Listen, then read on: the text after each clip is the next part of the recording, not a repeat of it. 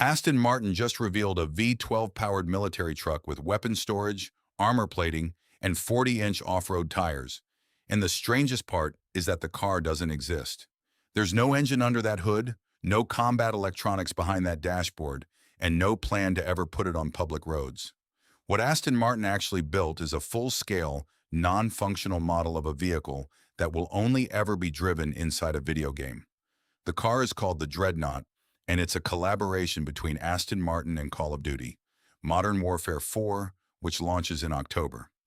The physical model was unveiled at Fanatics Fest in New York, and once the game releases, this is the vehicle players will actually be able to drive, just not in the real world.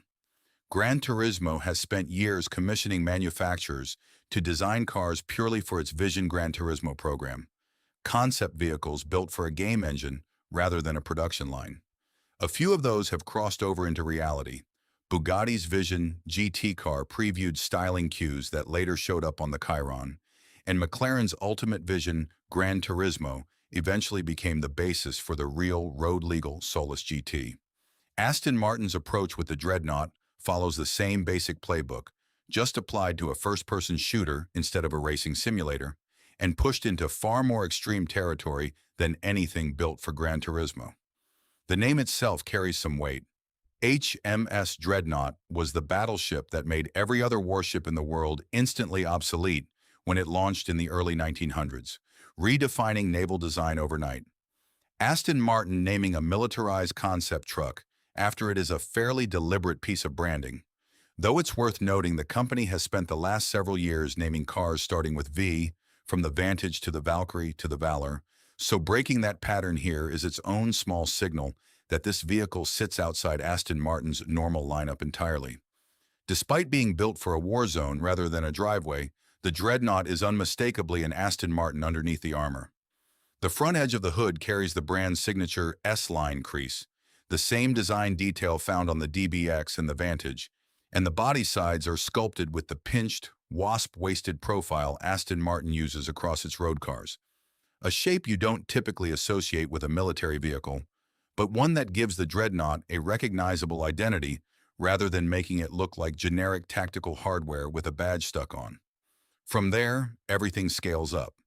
The truck sits on 40-inch off-road tires mounted to 18-inch rims, with Dakar rally-style twin dampers at each corner and ground clearance that reportedly exceeds a Unimog, a vehicle built specifically for extreme off-road and military use. Spotlights are mounted both low on the front bumper and up in hooded pods above the windscreen. The hood carries two scoops.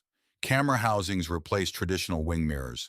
The fuel filler cap is hexagonal, a shape more commonly associated with Lamborghini's design language than Aston Martin's. The rear end pulls references from Aston Martin's more limited-run cars.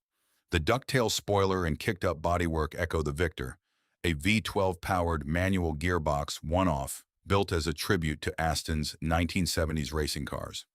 The slotted rear screen nods to the Valor, a short production model inspired directly by the Victor. The taillights use a faceted prism-like design borrowed from the Vulcan and Valkyrie.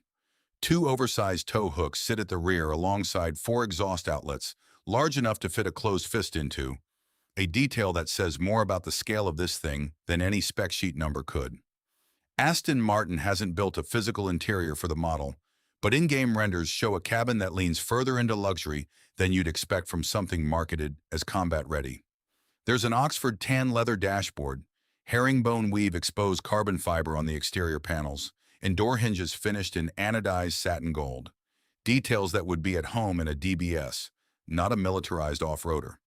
Inside, a long strip of screen runs across the dashboard for what Aston Martin describes as tactical functions, paired with chunky physical switchgear and removable storage modules in the center console. The fictional spec sheet also references bespoke weapon storage and something called Adaptive Combat Zone Intelligence Systems, terminology that exists purely for the game's fiction, not anything with a real engineering definition behind it.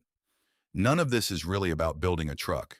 It's about getting Aston Martin's name and design language in front of an audience that doesn't currently cross paths with the brand, people playing Call of Duty who may never set foot in a dealership, but who will form an early impression of what Aston Martin looks and feels like well before they're in a financial position to buy one.